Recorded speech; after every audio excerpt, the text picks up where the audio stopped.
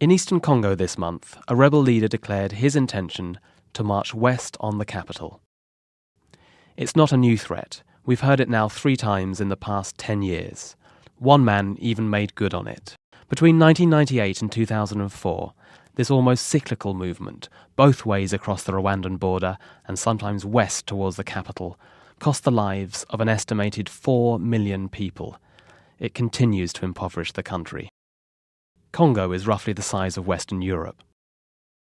It's blessed with gold, copper, timber, and coltan, which you'll find on a chip in your mobile phone, as well as a quarter of the world's cobalt, which you'll find in your mobile phone's battery. Rich mineral deposits and competing groups of violent people are concentrated in the eastern provinces of North and South Kivu. The official language of Congo is French. The country is surrounded by a colonial patchwork of French, Portuguese, and English. In 1994, in Rwanda, groups of ethnic Hutu militias, working for the government of the day, carry out a terrifyingly efficient genocide against that country's ethnic Tutsi minority, killing 800,000 people in 100 days.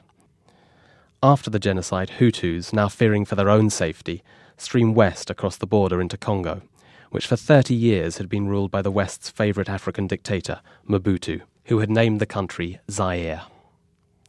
With the refugees across the border come the militias. The refugee camps attract disease, and the militias attract trouble. In 1997, the Rwandan government, now Tutsi-controlled, is worried that the Hutus across the border might return, and backs a Congolese rebel, Laurent Kabila, a man of elephantine appetites, whom Che Guevara had once dismissed as not the man of the hour. But with Rwandan and Ugandan help he is, and he takes control of the east. He announces his plan to march to Kinshasa, all the way across a massive, heavily forested country with no real roads. To everyone's surprise, he does, by some reports massacring Hutu refugees as he goes. He reaches Kinshasa, deposes Mobutu, and renames the country as Congo. The Hutu militias join with the Congolese Hutus to form the FDLR, a French acronym that implies a future change of power in Rwanda. They still control parts of eastern Congo today. A year later, Mr. Kabila has alienated Rwanda, Uganda, donor countries and the UN. Rwanda has again had enough, and with Uganda sends a force west across the border to back yet more Congolese rebels. This time Angola, Zimbabwe and Namibia come to Mr. Kabila's defence and begin a regional war that ends in a stalemate short of Kinshasa. In 1999 there is a peace deal, and in 2000 the UN stations a peacekeeping operation in eastern Congo, eventually the largest and most expensive such operation in the world. In 2001, Laurent Kabila is assassinated, and eventually replaced by his son, the normal-sized Joseph Kabila, who in 2006 manages to hold a somewhat fair and free election.